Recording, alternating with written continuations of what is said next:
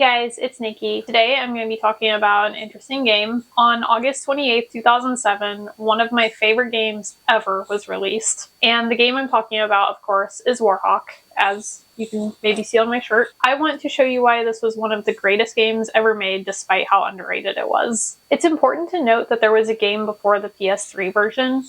The first Warhawk game was a combat flight simulator for the PlayStation 1.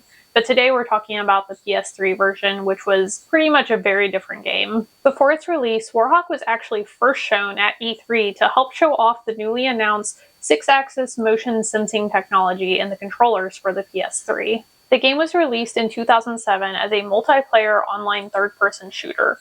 You were able to host games or join games with up to 32 players on each server. You could also play with people on split screen, which was really cool, and pretty much all of these were really exciting features at the time. So I remember the day that my cousin had to make a very important decision. So we were at the store and he had just enough money for one PS3 game, and he had a PS3 obviously. And I remember it was between Warhawk and I believe Blue Angels was the other game. And he was kind of asking for my input too, and we were looking at the two games. And ultimately he picked Warhawk, which ended up being a great decision. So we became immediately obsessed with this game, and we showed our friends, and most of the friends in our friend group at least were into it for a brief period of time. And we all had a great time with this game. So this was actually the main reason why I wanted a PlayStation 3 myself. So I had to beg my parents for the next almost year before I got my own PlayStation 3. And when I got the PlayStation 3, this was my first game that I had to get. So I ended up getting it in fall of 2008. So, it was a little bit after, but yeah, I was very excited to get this. Also, another side story, my parents still laugh to this day about how funny it was to hear a war going on in our house because I would run the audio through the subs. So I would run Warhawk through it, and it was very loud. And my mom was just trying to peacefully make food in the other room, and she was just cooking food and just hearing war sounds in the other room, and it was kind of hilarious. So now I'm going to tell you guys about the gameplay. As I said earlier, the game was pretty much an online-only game. You could technically play against people in person, but it heavily relied on multiplayer. You were able to play several different game modes, which included Deathmatch, Team Deathmatch, Dogfight, Capture the Flag, Hero, Zones, and Collection. What I really liked about this game was you could specialize in anything you wanted to. You could specialize in ground combat using weapons like a combat knife, a wrench, a pistol, grenades, an automatic rifle, a rocket launcher, a flamethrower, landmines, biofield generators, a sniper rifle, and binoculars. You could also specialize in air combat using a variety of missiles. There were also ground vehicles like tanks and jeeps and turrets that you could get into. I should also mention that you could get DLC to play on bonus maps that gave you access to jetpacks and other vehicles. There were a lot of maps and layouts to go to, like Archipelago, Ucadia, Destroyed Capital, the Badlands, and Island Outposts. Luckily, you were able to have a rotation to switch maps between each game.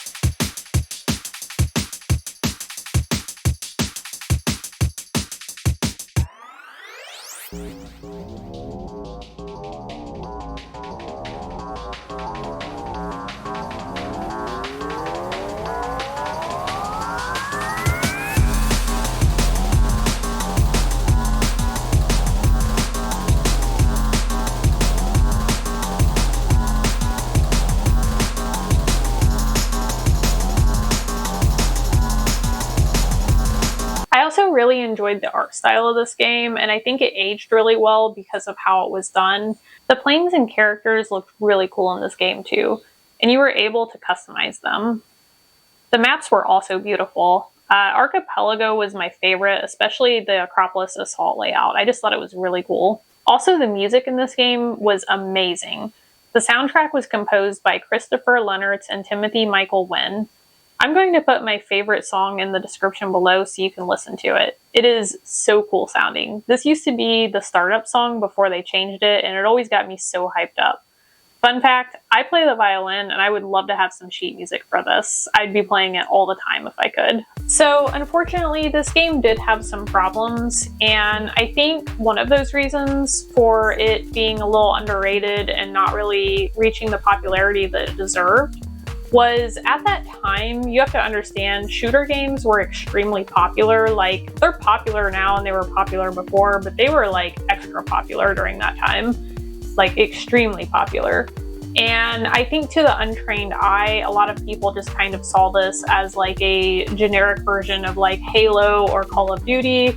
And because it wasn't as talked about or advertised as well, I think a lot of people missed out on it. And the thing is like, while it's in a similar genre as those games, it is definitely its own thing. It is very unique. And in my opinion, I know this is a hot take, I liked it better. But to be fair, those were also really good games too, and I think we had room to celebrate all of them. I also couldn't help but be suspicious if maybe the fact that Sony used Warhawk as their demonstration game to show off the 6-axis motion sensing technology, if maybe that was kind of a bad idea, because I get the feeling a lot of people thought this game was just like a demo or more of like a simulator, and I don't think people realized like that this was a legit game. Like, I think a lot of people did, obviously, but like not as many people as there should have been. Like, I have to say, most people I've talked to about Warhawk, when I've just asked random gamers, I've been like, hey, have you ever heard of Warhawk? Surprisingly, a lot of people have not heard of that game. So it's definitely very underrated for like how good of a game it was. Another problem that always bothered me was I feel like there wasn't enough advertising done for this game, and there wasn't enough merchandise made for it either. I mean, for instance, I found this on Redbubble and I barely have any Warhawk merchandise at all. So yeah, I just feel like there really wasn't enough merchandise back then. So unfortunately, in 2019, Sony ultimately decided to shut down the servers once and for all for Warhawk, which essentially meant you weren't really able to play Warhawk because it heavily relies on online multiplayer playing. So this was devastating news to me, and obviously I wasn't the only one who was devastated because luckily, thank God, the Warhawk community came through. Some people were able to figure out ways to host their own servers and allow those who already had the game and the PlayStation 3 to connect to those servers. So, and I think there's like a way you can do it like with a computer as well, but luckily I still have my PlayStation 3 and I still have my copy of Warhawk. So I was good to go on that, and I was very ecstatic to see that somebody figured this out. So yes, you can still technically play Warhawk, which is amazing news. Yeah, surprisingly, there's actually a pretty active fan base still for Warhawk. If you go at weird times of the day, you might find that you're having trouble finding players to play against. But if you go on in like the evenings or on weekends, you'd be surprised. Sometimes you can see anywhere from like 20 to 40 players, which is really cool. So despite Warhawk not receiving as much success as it deserved, I think they definitely had some pretty big achievements. Also, it's worth noting that later on in 2012, Starhawk was released, and this was a spiritual successor to Warhawk.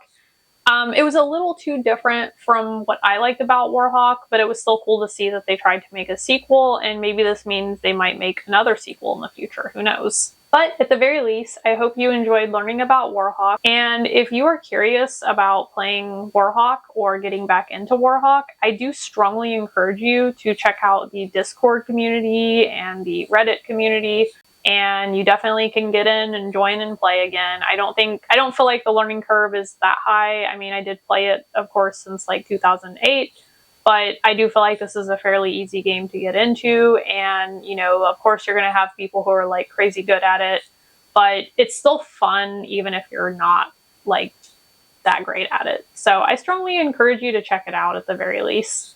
I would love to see this community make a comeback. So yeah, let's make that happen. Alrighty, I hope to see you guys next time. Bye.